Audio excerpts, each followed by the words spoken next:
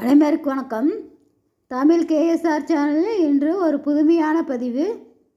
பாம்புக்கு முதலுதவி அளித்த போலீஸ்காரர் என்ற புதுமையான செய்தியை இந்த பதிவில் பார்ப்போம். மயக்கமடைந்த நபர்களுக்கு வாய் வழியாக ஊதி மூச்சு சீராக நடைபெற முதல் உதவி உண்டு. அது அவரது உயிரை காப்பாற்ற பெரிதும் உதவும். ஆனால் படை நடுங்கும் பாம்பிற்கு அப்படி யாராவது வாய் மீது வாய் வைத்து முதலுதவி செய்வார்களா?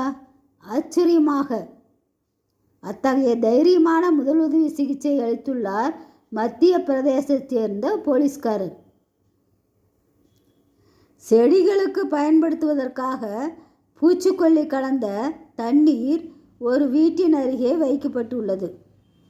அதை தவறுதலாக குடித்துவிட்ட பாம்பு மயக்கம் அடைந்து கிடந்தது.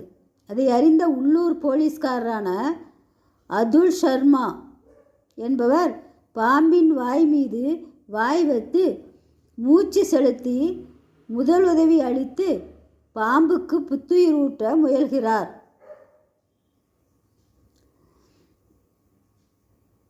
தண்ணீரை அதன் உடலில் தெளித்தும் வாயில் ஊற்றியும் முயற்சி செய்து பார்க்கிறார்கள்.